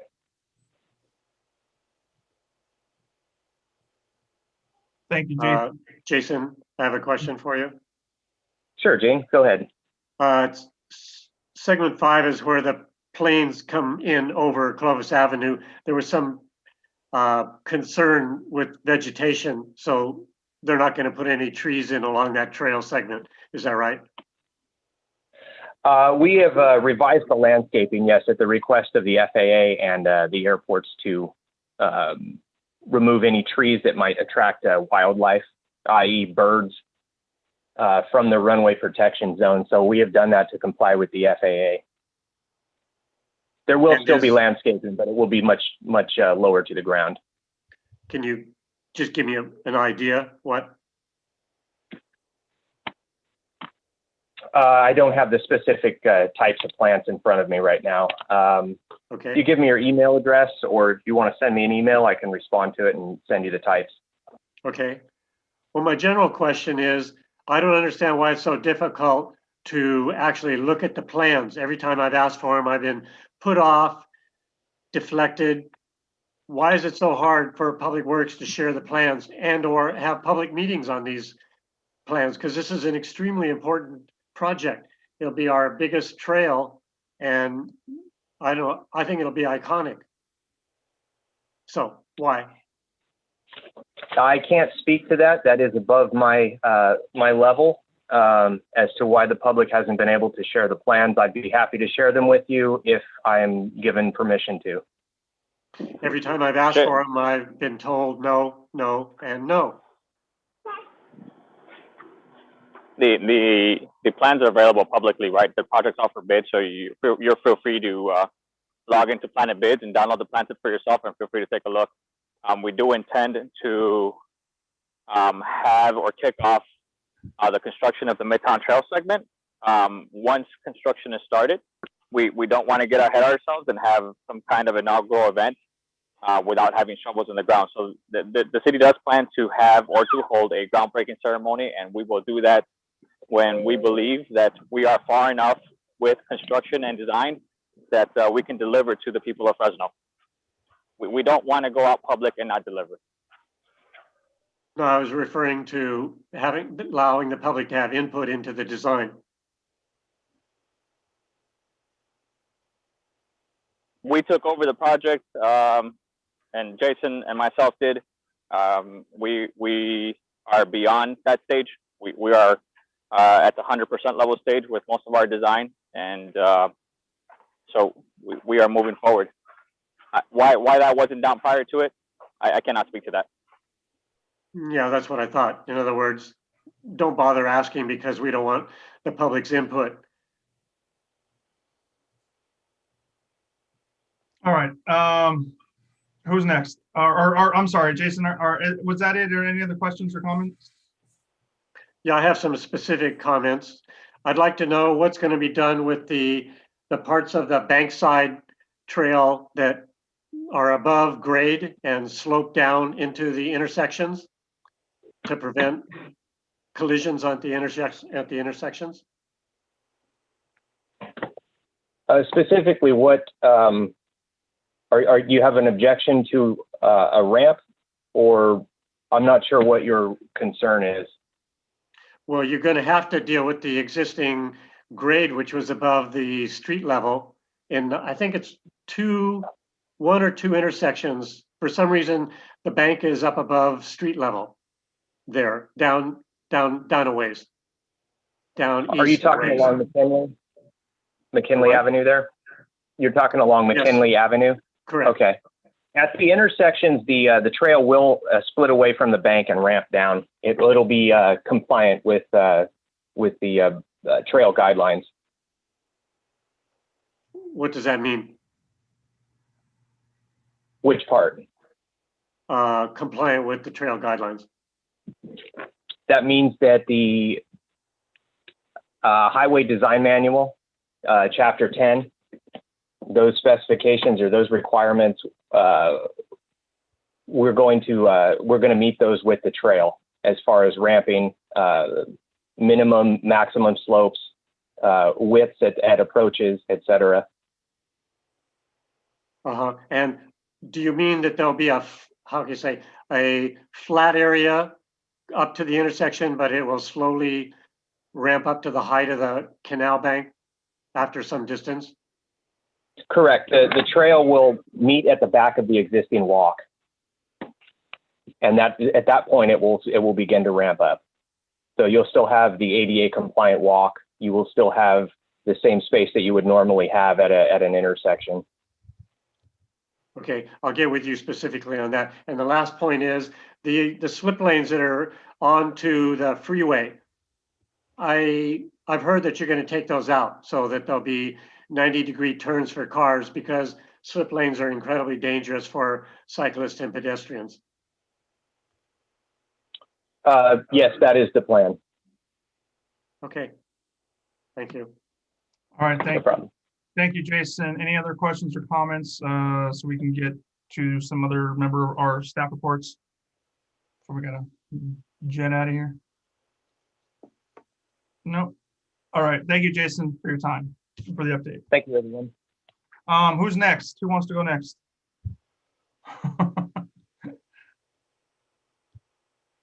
Hey, Phil, very quickly, Yeah. For the Palm and Belmont Class 4 project, just to give Okay. everybody an update on that, we are currently moving forward to 90% on the plans. We have submitted to CTC for construction funding. That is supposed to be on the June 23rd, I believe, hearing agenda. And we will be ready to advertise as soon as we get the confirmation that it was approved, the construction funding was approved. That'll be the next day, ideally, but it may not be until the next week. So our schedule is pretty tight. We are doing everything we can to get the project bid and awarded this summer so that we can start construction in the fall, hopefully early October. And they can have it down and done before we get any kind of, inclement weather. Thank you, Scott. Anything else? Any questions? Appreciate the update there, Scott. Who's next? Who would like to go next? Oh, I can go. Okay. Oh, Jill. Oh, Shelby. Okay. Yeah. So. Shelby's got some news. Oh. Okay. Yeah. So this is Audrey, but I guess the news I'm leaving the city, so my last day will be May 7th. And I really enjoyed working with everyone. And the purpose of my update tonight is to go over another project, but just wanted to say thanks for all the collaboration. Let me also give you an update on. Thank you for fighting for those dollars. Thank you for fighting for You're those. welcome. Anything you can to fight for those dollars. Yeah, it has been. Fun Thank you. It's been great. We've been able to accomplish great work. So are you able to see the Elm concept exhibit? Yes.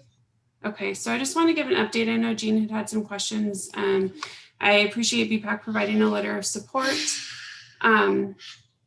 We have applied for the Elm Class 4. It would involve a road diet and planter protected and concrete medians.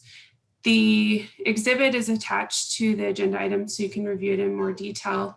just a concept level exhibit. It does appear it's going to move forward as an earmark request through Costa's office. So we don't know for sure that it will be funded at this point, but I did want to make it available for BPAC to review. And if it is funded, there will be outreach during the design process. The concept is in line with adopted plans. So you can see more information about those plans, I think Southwest specific plan, and then a number of other Elm specific plans. Audrey's very enthusiastic about it. Yeah. So anyway, I just wanted to bring to your attention the concept drawing and note that if it is funded, there will be engagement. Thank you very much. And we have obviously access to this exhibit, so. You do, yeah. And Scott's team could probably get into more of the technical details if needed, probably not with the remaining time at this meeting, but his team had prepared the document and could help answer any questions that you have. Thank you, Shelby, and good luck on your new endeavors. Thank you. Good luck, Shelby. Good luck, Thank Shelby. you. Thank you. Appreciate it. Good luck.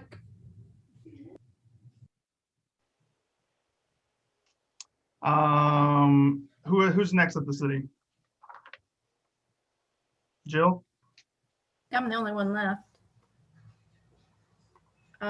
What do we have here? Whatever you can get. I think the annual report to council was just a kind of a reminder, and I'll touch base with Susan in the next week or two on what you're planning, and I'll get the staff report going and get that at least submitted to our attorney's office, because that has a longer lead time on our end. Another reminder, just to be thinking about how we're going to spend the safety funds for next year. I'd like to have that by the end of this fiscal year, which is June 30th. So by the last meeting, or the meeting in June, if we could have some thoughts and ideas on how that's going to be spent, would be appreciated. And then I just also wanted to say that City of Fresno Public Works Department did apply for NACDO membership. NACDO is the National Association of City Transportation Officials. They are the group that has guidance and books and methodologies out on just like green bike lanes, on bike boxes, bike signals. They're very non-vehicular transportation type of group. And we were accepted into that, or given that designation. We're one of us in Fremont, I think, in California, we're just recently accepted for membership. So we are now NACDO City, and we'll be using them to ask questions and gain some more knowledge and help us to better design and plan bike, pedestrian, and transit facilities throughout the city. So. Anything else? I should mention, we do have a public workshop on the 5th for the reverse triangle plan. I don't have the info in front of me, but it is on I did post it on the Facebook page. And I think we also have a the wayfinding plan has a meeting on the 12th. So a couple opportunities to participate in some of the plans that we have coming out. So a few reminders, we have the work plan that Jill gives out every month. So if there's anything you want to see a little bit more in depth of, please let us know ahead of time before, we finalize the agenda. So the appropriate staff can be notified that they'll be giving a presentation to BPAC. Also, when it comes to the agenda, requests must be in. So for next month, BPAC agenda meeting will be on the 12th, which is the second Wednesday of the month. And so Jill would like the agenda request items, what, the 14th? No, we do it on the 12th. It's 2 weeks prior to the meeting. It's the Okay, so that's 12th. So the 12th. by noon that day, have your agenda request items ready to go so that she can start getting them into the agenda along with any attachments and all that stuff as well. I will say also for the work plan, I did, it was made a request to me to kind of highlight the changes. So in this one, I put the changes, anything that changed is shown in bold blue text. So it should be easy to see what was added or what was changed from last month's version. Thank you. And then, so yeah, have your agenda request items done by the 12th. If you want anything on the agenda for next month, reminder, next month we are going to be presenting virtually, of course, our awards to our recipients.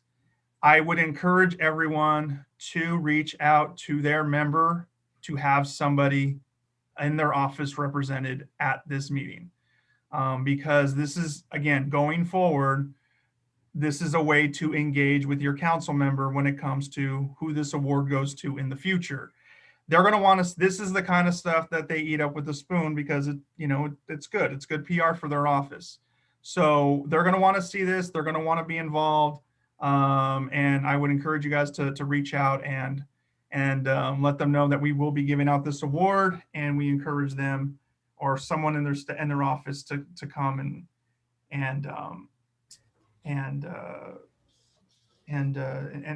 watch it, especially in with Nick's case. I believe Nick lives in District 6, right, Steve? Is that correct? Am I wrong or right about that? Do we know? I'm not sure. Oh, okay. I think he does though. So if we're reaching out to Bredefeld, and then I think we could reach out to Soria's office because Joe was her representative at the time. So we can reach out to her and encourage someone herself or someone from her office to come. So other than that, it's 7:33. Do we have a motion to adjourn? Can I add one more thing before we do that? Sure. I just want to say that I don't know what, as we get into better tiers and things start opening up, I haven't heard any plans to change the way that we are conducting this meeting as far as being virtual. I know that they are starting to open up the council chambers for council meetings. I don't know if that's to the public or if it's just the council members in there, but I will keep the group updated as I find out anything is changing on our end. But as far as I know, at least for the near future, we're still going to. I have a quick question about that one. Those who choose not to come to in person, like I don't know if the council's doing this, are they allowed to still chime in by Zoom? I think that we can probably decide that as a group. I noticed today that the majority of the council was in the chambers, but we did have at least Councilmember Soria via Zoom. So, okay. And in the past, pre-pandemic, Councilmember Capriolio would call in from his cabin. So I think that's old school. Calling in is old school. We're all Zoom now. There's no reason to be present anymore. Yeah, I think the point being, I think we can figure that out as a group. Yeah, just curious. I know some might still be reluctant to gather, and so if those who choose to gather, in there, I don't want to hold it against any member for not being able to still be involved with that Zoom component. So hopefully we can have a hybrid system if we can. Oh, and we may decide that we want to stay on Zoom, but that's easier to do it this way. I think that's just something to think about as we move forward. Okay. All right, Jill, thanks. The motion to adjourn. Motion to adjourn. Laura, motion, second. Oh man, no. Second. Second is who? Second. Second is Steve. Oh, Steve, okay. Who doesn't want to leave? I don't think anybody does. All right, a motion passes. You guys have a good week. We'll see you.